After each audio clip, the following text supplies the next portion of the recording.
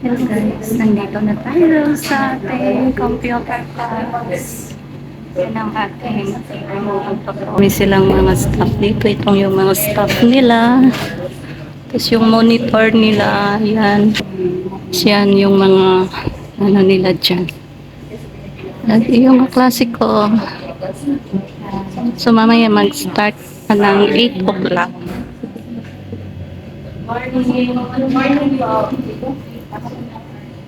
Nating mag-aral na. Lapit ng mata, mapuno yung ano natin. Siguro late yung iba.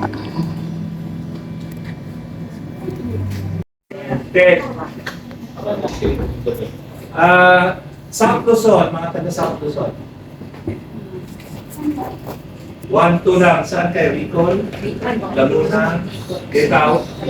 Cavite? Ikaw? Laguna. Sumplet? Luzon.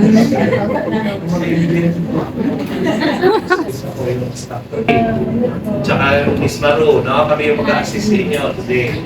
Miss Okay. Mayo. May mga klase yan sila mamaya, pero mamaya pa, kaya babantayan mo na nila kayo. Anong gamit niya? Para siya mag-indent. No? Mag-indent ka. Or parang space bar siya na malaki. Yung malaki ang jump niya. Tumalon. Kung nagmamadali ka, itab mo para pumunta siya kaagad doon sa kanan. Mabilis. Yan ang tap.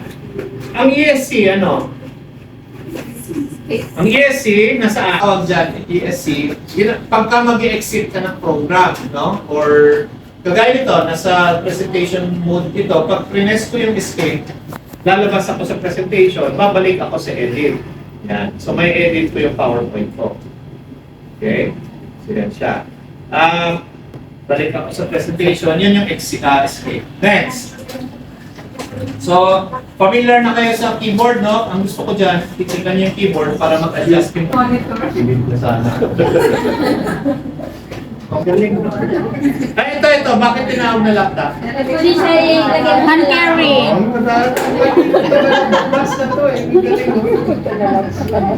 Okay. Balikan natin yan.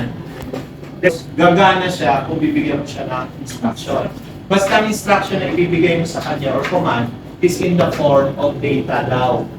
No? When you say data, ano ibig sabihin ng data? Other words for data? Information. Basta bigyan mo siya ng information, na command, basta in the form of information, ipaprocess niya yun. Tapos bibigyan ka niya ng output. Yung output na yun, isi-save niya. Type ka 1 plus 1. Press ka enter, yung data na yun, papasok yun sa processor or sa chip or sa brain ng computer. Core i3, Core i5, Core i7. Pagpasok ng data na yun, i-compute niya. 1 plus 1 is equal to 2. Yung answer na yun at saka yung question mo, isi-store ng processor sa storage. Ano ang storage? Do you know? Kung yung laman ng ano niya. Okay. Storage, correct, no? Taguan or baul, isi-save niya sa storage. Alam niyo yung USB drive?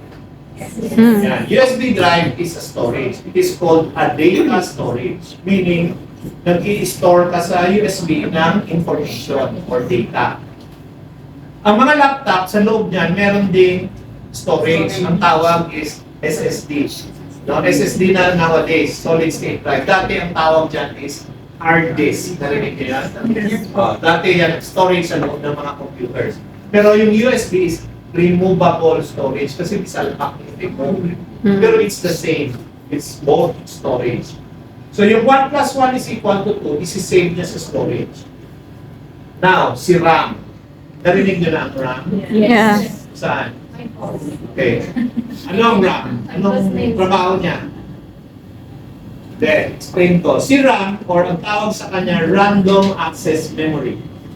Ang random access memory, it is also called temporary memory. So, ang gagawin ni RAM, siya yung tagakuha ng 1 plus 1 ng data sa storage. No, di ba 1 plus 1 is equal to 2 yung tinago na may processor doon? Si RAM, yan ang trabaho niya. Kukunin niya sa storage yung 1 plus 1 is equal to 2, dadalhin niya sa screen mo. Ngayon makikita mo na, okay, 1 plus 1 pala is equal to 2. Kita mo na. Trabaho ni RAM yun. Example, another one. Ang picture ba data? Yes. Are you sure? No. Sure. Information. Okay. Data and information. Halimbawa, nag-holding hands, tapos na-picturean.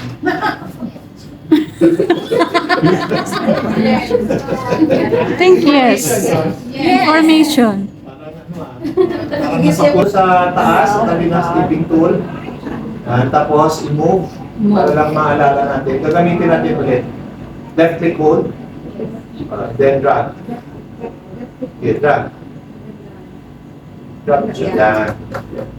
Okay. Next. I-edge natin. Okay, ang next lesson is yung edge. Age. Kung Bisaya, age. Okay? Okay. Ano, narinig nyo na ang edge? Nag-ex ba, sir? Narinig Sir, nyo na balik yung mo ulit, edge? sir. I-edge nyo na. Narinig nyo na yung edge? Ito ang edge, oh. Look at the screen. Yes. Narinig nyo na yan? Not familiar, not Familiar. Ang Chrome. Yes! Kasi sa phone, pag Browser. nagsisearch, Search. browser siya. Kung Bisaya, browser. Browser. Actually, ang Chrome, guys, ang Chrome at saka ang Edge are the same. They are both browser.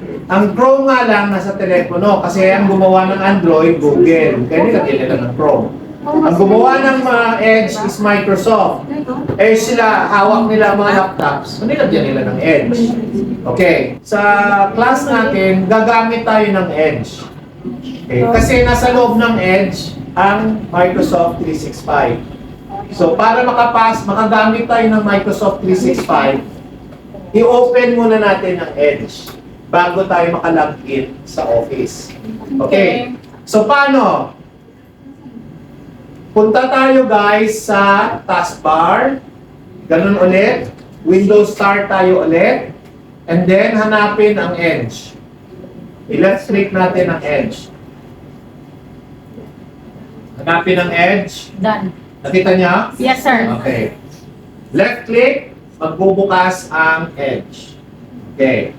Ang Edge na yan, yung nakita nyo ngayon, ang tawag sa kanya is, ang tawag sa kanya ay baba. So that's how you check kung ano pa yung laman ng papel. No? Ang web page is parang, kung sa imagine, is parang or balik kayo sa taas, iakyat nyo, no? Up and down yan, no? Up and down siya. Okay.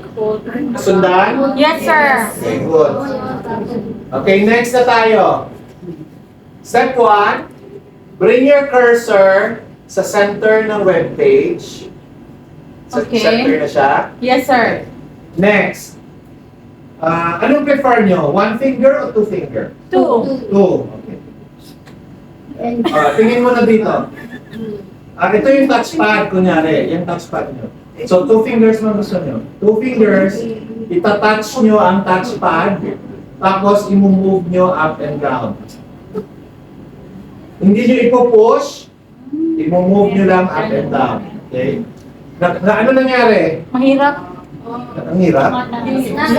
Nag-up. May option kayo, pwede kayo dito mag-scroll sa scroll bar, i-left click hold, or dito kayo sa two fingers, up and down. Dito sa taas, may nakita kayong plus, may tab. Yes, sir. Okay, ibig sabihin, ang web page nyo may isang papel. No? So, ito yung web page nyo. Kaya kayo nag-up and down para makita nyo yung ilalim ng papel. Yes, sir. Okay? Next. Itong plus sa tabi, i-left click. Ano nangyari? Nagkaroon ng dalawang tab or dalawang page na yung web page nyo. May dalawang papel na. Yan yung ibig sabihin yan. No? Yung nasa taas, itong become fluent in any language. Pagka-click ko yung tab dito sa kabila, pupunta siya sa kabilang papel. No? Yung nasa harap ngayon, ito na, yung 4,500 na plus premium. Pagka-click ko yung tab, click nyo, nandun na, dito na, iba naman, jet. No? So, meaning, may dalawang papel ka na magkaiba. Okay. Next, plus nyo, gawin yung 4 ang tab nyo. Meaning, may apat kayo na papel na hawak. Okay. Apat na? Papel. Apat na papel. Okay. Next. Balik tayo dun sa... Okay. Pag lumabas yung dalawa yun. Oh, sabi ng boss mo, oh, bago ka pala dito sa office. Okay, di ba apat yung window nyo? Yes, sir. I-click muna natin yung square para yung... So, prepare ko lang kayo na ito yung gagawin. I-review ka, depende kung saan yung gagamitin. Yan na, mas template niya, no? Papalitin ko na siya. Gawin ko yung dito. So, kagaya nito, sagad na sagad. Ipalitin mo muna. May code o complex. Iba. Oo. So, combination, no? Lahat ng skills kailangan ano nyo, gamitin para ma-accomplish nyo yung, ma-solve nyo yung, yung puzzle. Ngayon, next. Okay, palakihin ko siya. Ito din, palakihin ko konti. Yan. So, tatlo na. Ngayon, itong isa ko dito, ayusin ko rin siya para magkasya ang apat. So, dalawa sa left, dalawa sa right. Yan. Mahirap? Dali lang. Saglit lang. Madali lang yan. Alam niyo. Ay, kinuha ko.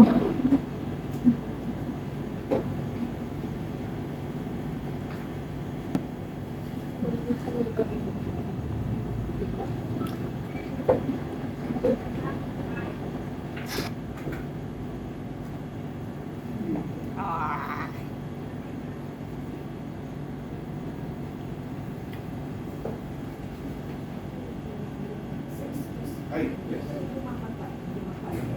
Nahuli ka rin.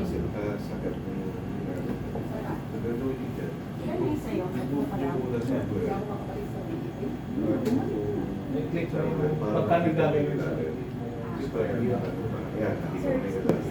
Masagal kasi siya sa baba. So, ang gagawin mo, dito ka. Paano mo yan mag-solve? Dito ka muna. Palitin. Click hold. Click hold. Gusto ito mo kumababa. Magbitaw. Sir, paano? Sorry, sir. Paano palitan, sir? Yan yung technique. okay. So, ito na yung certificate Maria natin Elena. ng basic computer. Tanggalin ko. Yan pala si Sir Francis.